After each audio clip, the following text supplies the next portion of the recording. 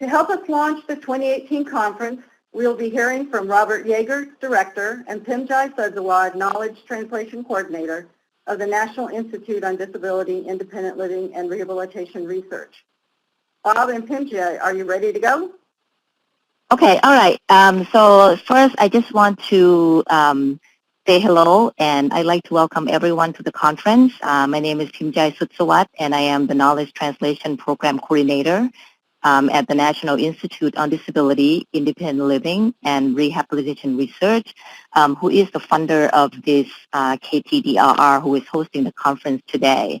As Joanne said, we have had this conference this is the 6th year, and it's been very successful. We're very pleased for people's attention and interest in attending this conference.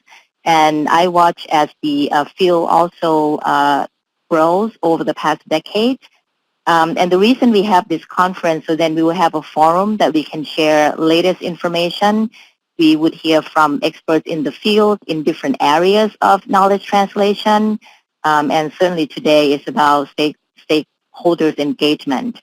And I hope that we will be able to, attend the conference and hear new information together and sharing some ideas, and also have lively discussion through the chat box. And it's been very fruitful over the years, the chat box, that people were able to share information, ask questions, have discussion about certain things about the conference.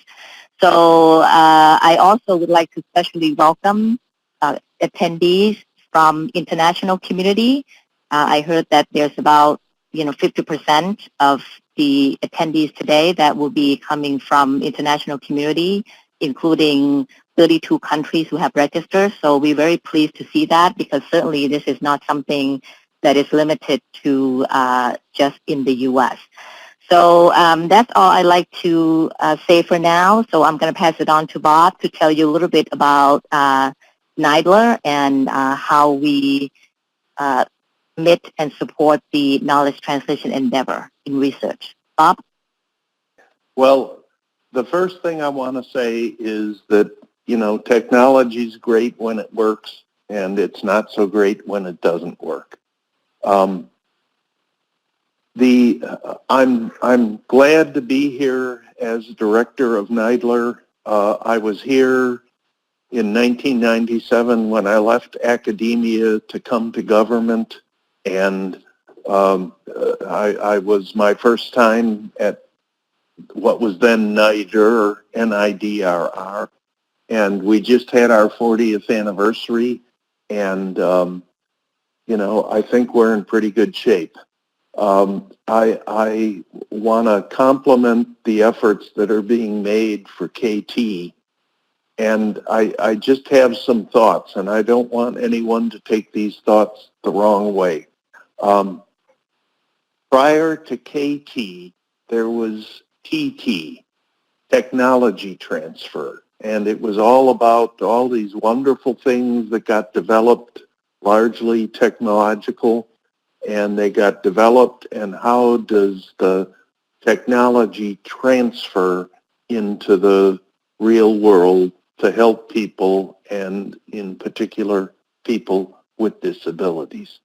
And so what I'm hoping that you guys can do is help us carefully define what knowledge translation is compared to what technology transfer is. So KT, how are these similar? How are they the same? Because I think when we go out to the general public, to members of Congress, we have to have some at least semi-clear definitions of what these two things are.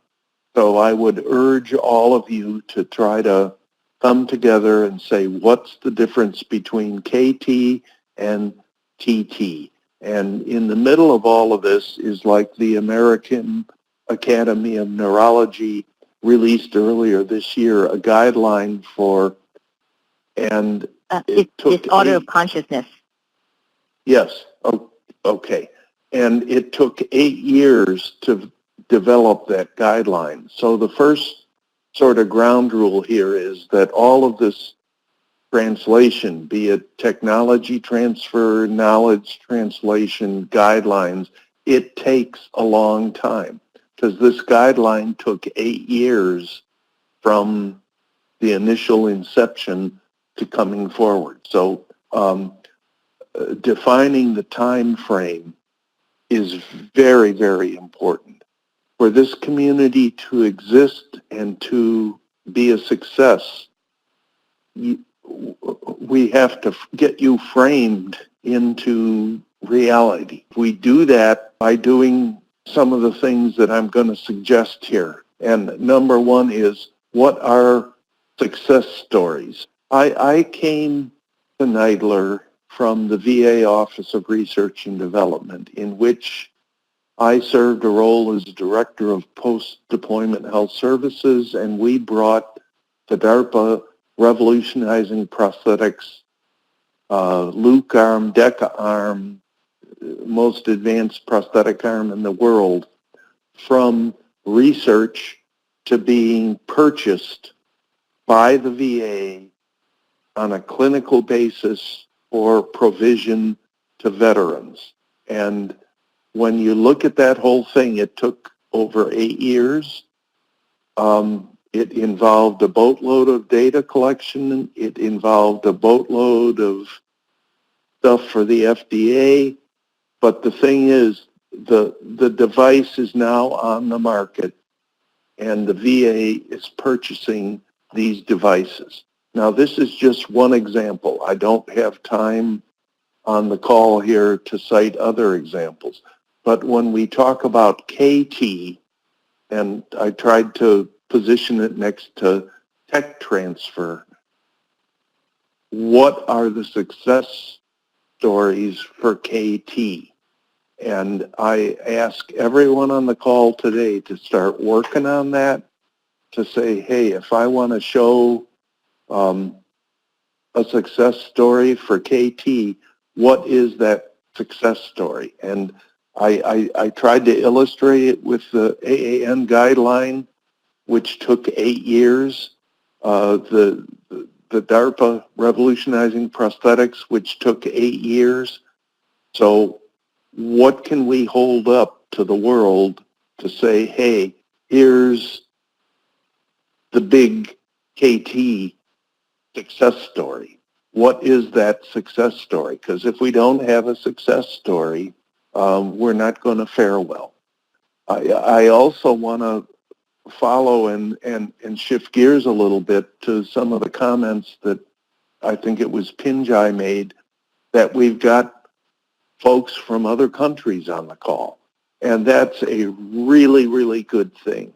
And, you know, I would like very much that we build on this success, that people in other countries are interested in this KT, and we've got other countries, and we've had at NIDILRR, when I was here before, back in the early 90s, before I went on to other things and then ultimately came back, we had a wonderful international program with India, and, you know, international stuff, I just think we got to do it.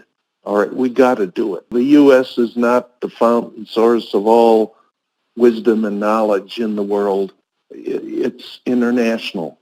There's a lot of stuff, good stuff going on in other countries, and we got to learn about it and build on it and exchange information.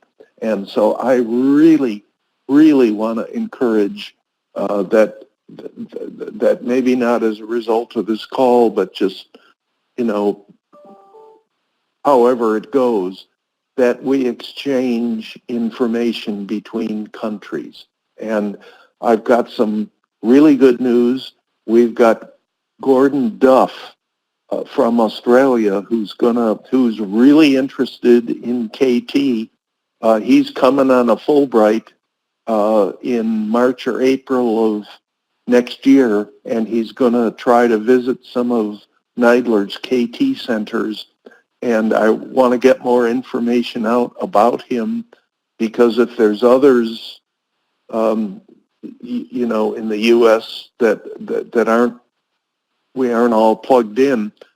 This guy's coming as a Fulbrighter. He'll be here at NIDILRR for about a month. We got to get him out and about and hear from him what's going on in Australia, and then he can hear from us what we got going on. Yes, thank you very much, Bob. That was great.